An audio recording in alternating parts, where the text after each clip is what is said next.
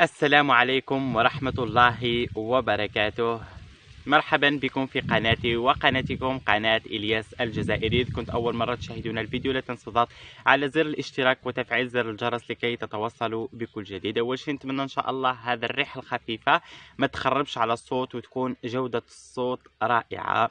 نرحب بكم مرة ثانية في قناة إلياس الجزائري، وراح نتحدثوا موضوع اليوم في فيديو تاع اليوم. راح نتحدثوا على أول عدد من حصة اللي فاتمات على قناة الشروق الجزائرية من تقديم الإعلامي الجزائري هشام بوقفة.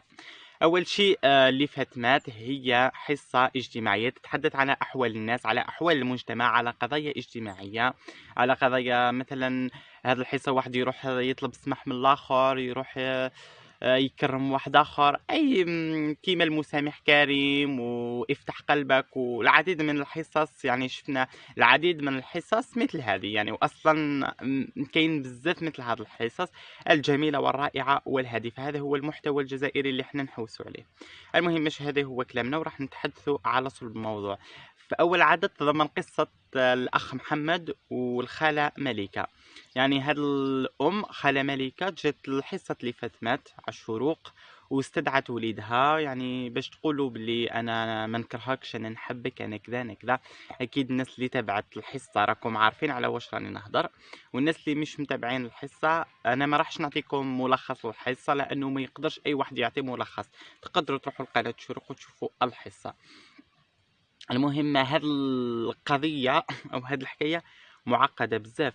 اول شيء ربما تعتبرون كلامي غريب شوي، ولكن جزائري انه الجزائري ما يقبلش آم، على امه هكذاك. يعني ما نظنش انه في شاب جزائري ولا اي جزائري ولا جزائريه ينكر امه امام 40 مليون جزائري او اكثر. او حتى نقدروا نقولوا شفنا بزاف من اخواتنا العرب داروا ردة فعل على هذه الحصة. يعني كل الناس شهدت هذه الحصة، لذلك شفنا الأم. أول شيء الناس اللي تقول تمثيلية، أنا ما هيش تمثيلية، لأنه الأم لما كانت تبكي حتى صارت لها هذيك البحة، يعني كانت موجوعة لدرجة كبيرة. وثاني الابن هذاك يعني مش في عقله، يا الابن مريض نفسيا يا مسحور. يعني دوك علاجه يا راح يكون على يد طبيب نفسي يا راح يكون على يد الرقاة، يعني الرقية الشرعية.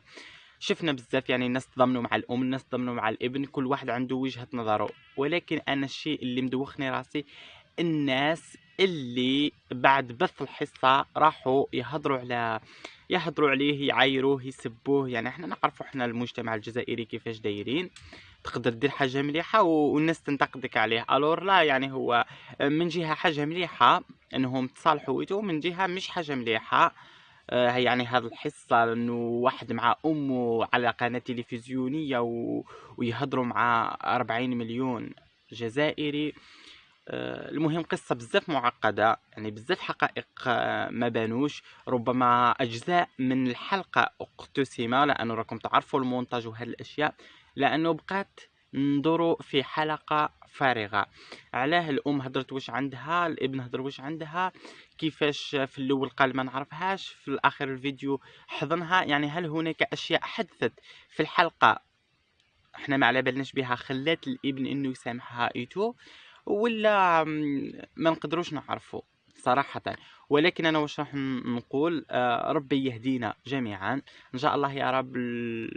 هذا الابن يقدر يتعايش مع امه، يقدر يسامحها، وهي تاني تقدر تسامحه ان شاء الله يا رب. ربي يرضى علينا وعليهم. يعني نتمنى ان شاء الله ربي يسمح له ويرضى عليه، لانه صح مهما داروا يبقوا والدينا. الشيء اللي عمله رغم انه احنا ما نعرفوش باش نحكم عليه نقول لكم هو ولد عاق ولا ولد مش عاق. مثل ما كاين حق الابناء على الاولياء كاين حق الاولياء على الابناء. يعني ما نقدرش انا نجي الان نحكم عليه باللي هو عاق ولا مش عاق، ولا اكيد هو له ظروف وله. ما ننسوش انه يقولون الزن على الاوذان، يعني انك تروح تهدر الشخص على شخص كما يقولوا الفتنة أشد من القتل، يعني الزن على الأذان إليه تأثير أكثر من السحر. يعني دوك أنا مثلا سحرك باش تكره إنسان، ممكن هذاك السحور ما ينفعش، ولكن أني نقول لك روح هذاك الإنسان ماشي مليح، هذاك كذا هذاك كذا هذاك كذا، ربما أنت تصدقني تآمني، يعني هذاك الكلام يمشي مفعوله في الدم تاعك وفي العقل تاعك. يعني ما ننساوش أنه في كثير في حالات الطلاق يا الى الاولاد راحوا مع الام، تبقى الام تقول لهم باباكم كذا عيلت، باباكم كذا عيلت، عمومكم كذا، حتى يولي يكره باباه وعمومه ايتو. هذه موجودة بصيغة كبيرة في حالة الطلاق، خاصة في المجتمع الجزائري والعربي. يعني المجتمع الجزائري خاصة، والمجتمع العربي ككل، وخاصة إذا رحت الحضانة عند الأب. يعني مثلا نفرضوا أنهم طلقوا والأم تزوجت، في هذه الحالة الأب يقعد يقول لولادو شوفوا أمكم خلاتني على جال هذاك الراجل، هي ما تحبكمش تكرهكم، لو كان جات تحبكم تقعد معاكم. يعني هذه الكلمات تؤثر على نفسية الطفل، وخاصة كما قالت الأم حتى الابن ما نكرش أنه لما كان صغير كانوا يديوه للجبانة، يشربوه الخمر، يشربوه كذا، يعني مش حاولوا يفسدوه بل فسدوه. وهذه هي، لذلك أنا لما نشوف يعني وشفنا بزاف مثل هذه الحالات، انه هذا الابن مش عاق، يعني هو له ظروفه له. انا من عندي راه معذور، حتى الام ان شاء الله يا ربي. دوك حنا ما ندخلوش في رواحتهم علاش كرهها وعلاش نكرهها ولا لا، نتوما ما تروحوش تسبوه، خاصه هذا الكلام موجه لجيرانهم والناس اللي تعرفهم. ما ديرولوش عقده وحده اخرى اكثر من العقده اللي ندارت له وهو صغير. حاولوا تساعدوهم، حاولوا تلقاو له خدمه، حاولوا تعاونوهم في هذاك الدار، حاولوا تساعدوهم باقصى ما عندكم، باقصى ما تقدروا عليه. وهذه هي، هذا هو المهم. انا رايي في الموضوع هو الام مش غلطه والابن مش غالطين في نفس الوقت، الام غلطه والابن غلط. يعني هذيك الام بزاف شددت وسيطرت على وليدها خوفا عليه، هي كانت تخاف عليه لانه كانت خسراته، كي عاود رجعت عليه بدات تشد عليه، وانه باش تزير عليه وهو في عمره 30 سنه جاتو بيزار شويه. وزيد هو علاش كرهها، من جهه عموم ويتو كانوا يهضروا عليها بالشر، وهي زادت تسيطر عليه. يعني عنده هو اعذاره وهي عندها اعذارها. المهم انهم تصالحوا وربي يجمع اللم الشمل بيناتهم، وان شاء الله يا رب يقعدوا هكذا ويكمل بيناتهم بالخير ان شاء الله يا رب، ويقعدوا هكذا، وان شاء الله تفرح به بزواجه وبولاده، وان شاء الله كي اليوم تشد حفاظها بحجرها.